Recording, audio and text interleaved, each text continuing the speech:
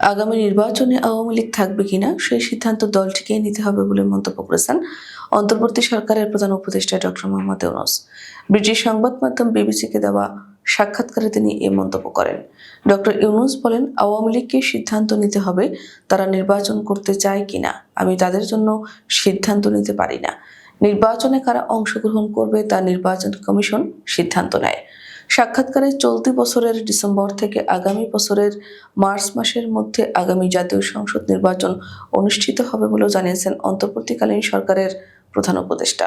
সংবাদ মাধ্যমটি বলছে, সাবেক প্রধানমন্ত্রী শেখ হাসিনাকে গত বছর ক্ষমতা থেকে সরিয়ে দেওয়ার পর নতুন সরকারের দায়িত্ব নিতে বলা হলে চমকে গিয়েছিলেন বলে জানিয়েছেন বাংলাদেশের অন্তর্বর্তীকালীন নেতা ডক্টর মোহাম্মদ ইউনূস।